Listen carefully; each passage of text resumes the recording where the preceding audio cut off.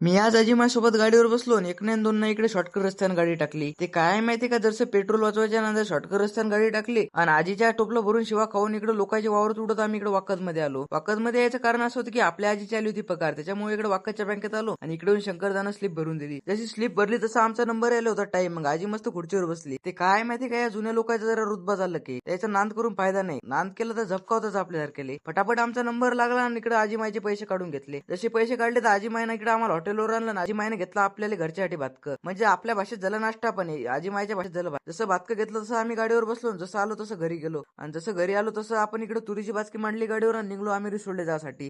ते काय आहे, आपल्या रिसोर्ट मेकर रस्त्यावर चालू आहे नवीन प्लॅन्ट. हे प्लॅन्ट कशाचा आहे कशाचा नाही कमेंट मध्ये सांगून द्या, कारण की आपल्याला काय प्लॅन्टची माहिती नाही. त्याच्यामुळे आपला कमेंट बॉक्स आज भरून टाका. फटाफट आम्ही रिसोर्ट मध्ये आलो. रिसोर्ट मध्ये येऊन इकडे आडत दुकानवर येऊन इकडे आणलेल्या तुरी देऊन टाकल्या. जशा तुरी दिल्या तसंच आम्ही गाडीवर बसलो आणि इकडे रिसोर्टच्या बाहेर येऊन मस्त गार पाणी पिलं. काय माहिती का, इथलच्या पाणी प्यायची मजाच वेगळी. आणि इकडे आम्ही इकडे नर्सरीवर आलो, इथे येऊन न्यायच्या होत्या कुंड्या, पण इथं कोणी हजर नसल्यामुळे आम्ही जसं गाडीवर बसलो थेट इकडे बाजारात आलो आणि इकडून जे दाखवून आपल्याला घेतली घरी डाळ. जशा तुरी इकल्या तशी डाळ घेतली आणि बाजारातून पानं पण घेतली आजी माझ्यासाठी. आणि ते तिकडे भरका देऊन भरूनच एक एक हाफ 90 आणली. जशी 90 आणली तसं गाडीवर बसून केलं रिसोल्टे ताटा. ते काय माहितीये का भाऊ ना, आता चालू आपल्या मागे 1760 काम, त्याच्यामुळे आपलं ब्लॉग करिअर मध्ये ये नाही. त्याच्यामुळे आपल्याला लवकरात लवकर तुम्ही फॉलो नसेल केलं तर फॉलोचं बटन दाबून टाका, कारण की आपला येणारा ब्लॉग आहे हे तुम्हाला लवकरात लवकर तुमच्यापर्यंत पोहोचतो होऊन जाईल. त्याच्यामुळे मग जाताना मामा आवाज देतो.